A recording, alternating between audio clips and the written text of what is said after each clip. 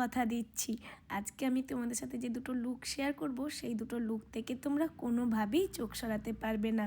আজকের আমার দুই সুন্দরীর সুন্দর দুটো লুক আমি তোমাদের সাথে শেয়ার করব এবং কী জন্য এবং কী পারপাস আমি দুটো লুক ক্রিয়েট করেছি সেটাও আমি তোমাদের সাথে শেয়ার করব।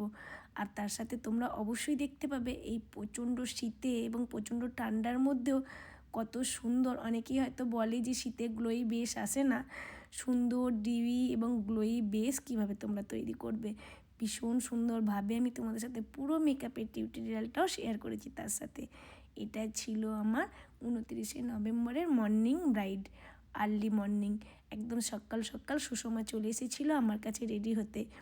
কী জন্য? হ্যাঁ, সুষমা ছিল এটা রেজিস্ট্রি ম্যারেজ। কয়েকদিন আগেই সুষমা আমাকে কল করেছিল যে দিদি 29শে ডিসেম্বর তুমি কি ফাঁকা আছো? আর আমি যেহেতু সেই সময় ফাঁকা ছিলাম আমি বলেছিলাম হ্যাঁ। তো ওর সাথে সাথেই আমায় বুক করে নেয় ওর এই রেজিস্ট্রি ম্যারেজ উপলক্ষে আমার কাছে সাজবে বলে। প্রথমে আমি ওর সাথে পুরো বিষয়টা ডিসকাস করে উঠতে পারিনি, পরের দিকে অবশ্যই কথা বলেছিলাম ও কেমন কি লুক চাইছে। আসলে ব্রাইডাল সিজন থাকার কারণে ওর সাথে সেভাবে ডিসকাস হয়নি, জাস্ট একদিনের প্ল্যানিংয়ে ওকে আমি এই লুকটা দিয়েছিলাম। আর সত্যি কথা বলতে ওর কোনো ডিম্যান্ড ছিল না, ওকে আমি জিজ্ঞাসা করেছিলাম যে তুমি কেমন চাইছো, কী লুক চাইছো। ও শুধু আমাকে জানিয়েছিল দিদি সবটাই তোমার ওপর, তুমি শুধু আমাকে ওপেন হেয়ার স্টাইল দাও। আর তার সাথেও এতটাই খুশি ছিল এই লুকটা পেয়ে, ও কন্টিনিউ সাজাতে সাজাতে বলছিল যে দিদি তোমাকে যে আমি পেয়ে যাব আমি ভাবিনি, হয়তো ভেবেছিলাম তুমি ফ্রি থাকবে না, তোমাকে হয়তো আমি পাবো না। এসব বলতে বলতে এবং গল্প করতে করতে ওর সাথে দেখো সুন্দরভাবে লুকটা ক্রিয়েট করে ফেলেছি। আর এখানে এই যে দুটো ইয়াররিং, এই দুটো ইয়াররিং অপশনে ছিল। ও প্রথমে ভেবেছিল যে ছোটোটা পরবে, তারপর ওর মা বলে যে মানে কাকিমা বলেন যে বড়োটা পরাতে, কিন্তু বড়োটা আমার আর সুষমার দুজনারই কারোরই খুব একটা পছন্দ হচ্ছিল না। তাই আমি ছোটোটাই ওর কানে সেট করি এবং বলে দিদি এটাই আমি পরতে চাই। তার সাথে সুন্দর একটা ওপেন হেয়ার স্টাইল এবং ওর পছন্দের হেয়ার স্টাইল, এই হেয়ার স্টাইলটা সম্পূর্ণ ও আমাকে গাইড করেছিল যে দিদি আমি এইভাবেই কালসটা চাইছি, এই রকমভাবে তুমি আমার হেয়ার স্টাইলটা করো। ওর পছন্দের লুক ওকে আমি দিয়েছিলাম।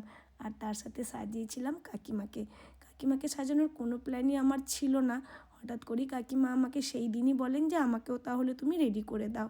তো সাডেনলি কাকিমাকেও আমি রেডি করি এবং খুবই সাডেনলি কোনো প্ল্যান ছাড়াই আমি কাকিমাকে রেডি করেছিলাম। আর এই যে সুন্দর চওড়া হাসিটা দেখে তুমি নিশ্চয়ই বুঝতে পারছো যে কতটা মিষ্টি লাগছে আমার ব্রাইডকে।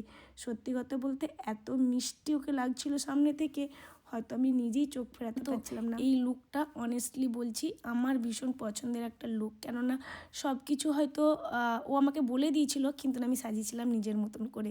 আর কাকিমার এই লুকটা তোমাদের কি মনে হচ্ছে দেখে? অনেস্টলি সুন্দর লাগছে না? হ্যাঁ, ভীষণ সুন্দর লাগছে। এই যে গ্লোটা, এটা কিন্তু কাকিমার নিজের স্কিনের গ্লো, আলাদা করে আমি কোনোভাবেই কাকিমাকে সাজাইনি। যতটুকুন টাচ আপ দেওয়ার ছিল ঠিক ততটুকুনই সাজিয়েছিলাম এবং খুব মিনিমাল। এর মধ্যে কাকিমাকে জিজ্ঞেস করি যে মেয়েকে কেমন লাগছে, ভীষণ খুশি ছিল।